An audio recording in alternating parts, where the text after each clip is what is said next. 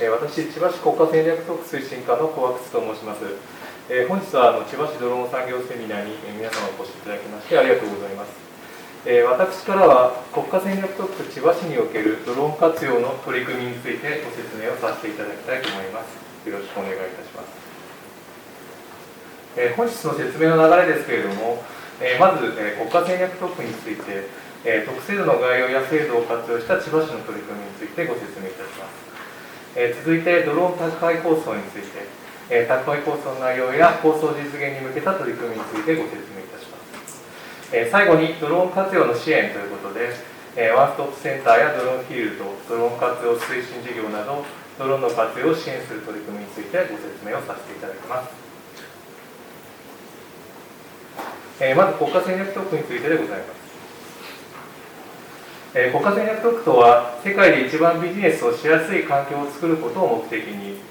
地域や分野を限定し、大胆な規制改革を行う制度でございます。2013年12月に関連する法律が制定されまして、翌年5月に最初の区域が指定をされておりま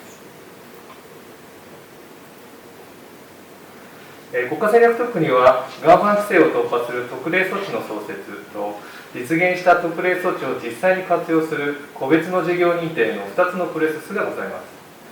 特例措置の創設のための提案は誰でも行うことができ、随時募集を行っております。個別の事業認定では、国家戦略特区に指定された自治体が実現した特例措置を活用し、国際構想力の強化と地域の課題解決につなげていくものとなっております。本日お集まりの皆様の企業におかれまして、法規制が事業を進める上で障壁となっているような事案がございましたら、ぜひご相談いただければと思います。千葉市は2016年1月に東京圏、これは東京都、神奈川県成田市で構成されておりますけれども、これに加わる形で指定を受けております。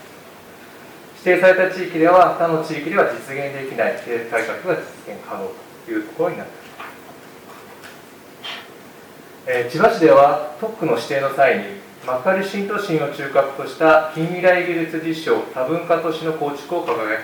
ここ幕張新都心エリアを中心にドローンや自動運転モビリティなどの実証を展開しております。ドローンや自動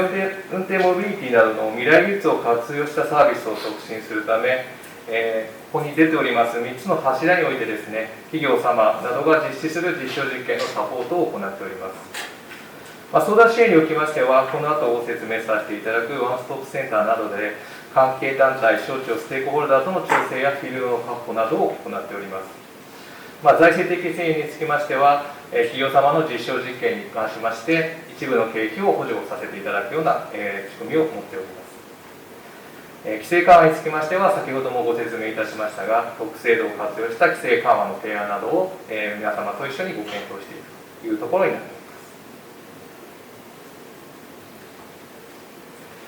す。続いて、ドローン宅配構想についてのご説明になります。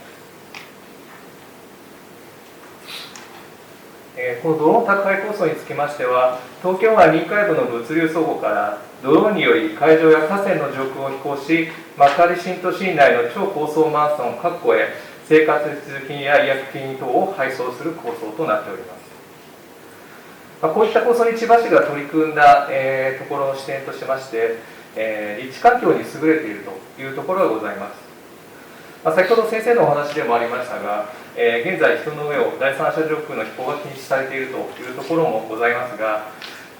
優位性の一つとしてこのルートの大半が海上であり河川上であるというところで、ある意味無人地帯を飛行できるというところが優位性の一つとなっております。あとは今丸でちょうど囲われているあたりがですね、市川の方になりますけれども、こちらには物流倉庫が、大半、結構立地をされておりまして、そういったところの輸送というところに、自主的な特有性があるのではないかというところ。そしてですね、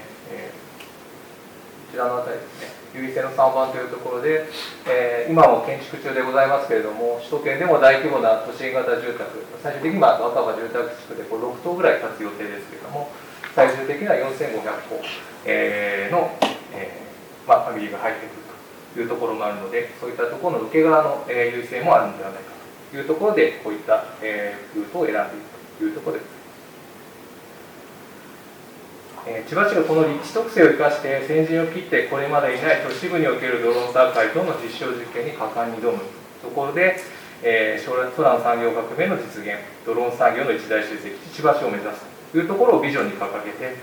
こういった取り組みを通じて千葉市のブランド価値を高めていきたいと考えているところでございます。こういった宅配こそ実現ための座組としまして、国と自治体、民間事業者等で構成される会議体を構成しております。先ほど、ご登壇いただいた野上先生を座長に、分科会や技術検討会を設置し、スライドに記載しております、企業様と実証実験における技術的課題の抽出を行い、さらに高度な実証実験の実施や社会実装に向けた協議を行っております。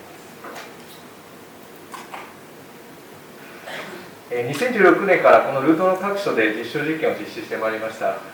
当初は同じ敷地内の飛行から始まり、2018年にはドローンで運ばれた荷物を UGV によりドローンマンションミュージアムのモデルルームに運ぶという実証などを行ってまいりました。2021年2月にはルート上の最後の課題であった大通りでまたぎであったりとか JR の京葉線の鉄道橋またぎであったりとか、そういったところを行いました。昨年12月にはですね、東京湾臨海部の物流倉庫から新都心内の100メートルを超える高層マンションの屋上に、災害を想定したですね、物資などを配送する実験を行いました。こちらの詳細については、この辺り、楽天グループ様の方からご説明があるかなというところでございます。また新たなプロジェクトとして、先ほど野上先生のお話でもございますけれども、昨年6月、今年の3月ですね、横浜から、稲城海岸、こちらを結んで約50キロの飛行を行いました。内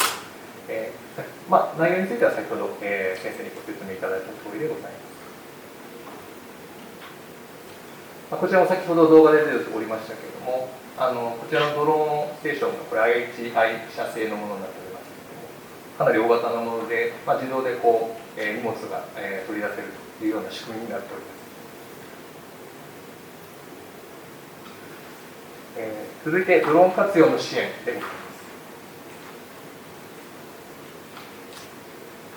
す。千葉ドローン実証ワンストップセンターの設置とございますが、これ特区のメニューにもなってございまして、2018年にメニューとして千葉市の方で認定を受けたものとなっております。これ実践実験を実施しようとする事業者から相談を受けまして、フィールドの提供や必要な手続きの情報提供などをワンストップで支援しております。こちらに下に3枚画像ございますけれども、こういった市が持っているですね、学校施設の、であったりとか、この橋梁の株ですね、これGPS と、入る入らないみたいな試験かと思いますけれども、そういったところの場所の調整であったりとか、あと真ん中にあります、このサイロの内部の点検なんですけどもですね、民間企業さん同士をつないで、場所を提供するというようなことも、行っております。ドローンフィールドからも持っておりまして、こちらの部分はですね、千葉市の都市部になりますと DID 地区になりますので、なかなか簡単に飛行できるところではないんですけれども、こちらの丸で囲った、ドローンフィールドを持っている部分は DID 地区外ということになっていますので、今こちらにこう場所を確保、のっぱらみたいなところです確保しておりまして、企業さんの実証実験という形であれば、無償で使っていただけるものになります。でドローンの活用の推進事業ということで、行政の効率化やドローン産業の振興、市民理解の促進のため、ドローンの使用を、必須とした業務発注を実施しております。役所の予算ではなかなかですね、従来の業務の中で新しい予算をつけるというのは難しいところでございますが、まずはトライアル的に我々特化の方でですね、予算をつけまして、ドローンを活用した実証を行ってもらってですね、それが有効と認められるのであれば、翌年度以降、各所管の方で、参加して事業を継続してもらうというような流れになっております。これ2018年から続けておりまして、測量であったりとかですね、なかなか人が入りづらい部分というのを、ドローンで調査したりとか、そういったところをやっております。昨年度2021年度からはですね、今までのその行政の中の課題というところに加えて、民間事業者さん同士のですね、マッチング含めた課題解決というところも行ってきております。こちらの下に書いてある内容につきましてはですね、この後登壇いただく企業様の方から詳細にご説明をいただこうかというところでございます。こちらの補助事業の昨年度の募集の内容になっております。今年度も募集をする予定でおりますので、またこの内容がまた決まってましたらですね、今日ご参加いただいている皆様で登録いただいているメールアドレスの方とかにですね、情報を送らせていただければなと思っております。あとは、千葉市企業立地もかなり強く進めておりまして、補助制度の方もですね、特区のドローンの事業なんていうところも、関連産業として指定をしてですね、協力に誘致の方を進めて補助制度なんかも作っておりますので、立地する際には補助の対象になる場合もありますので、もしそういったご希望が今後ある方はですね、ぜひお声掛けいただければなと思っております。まとめですけれども、都市部におけるドローン宅配の実現を目指すとともに、あらゆる分野でのドローンの利活用、新ビジネス投資と支援し、空の産業革命、ドローン産業の最終的地を目指すというところで、終わらせていただきたいと思います。私からの説明は以上でございます。ご清聴どうもありがとうございました。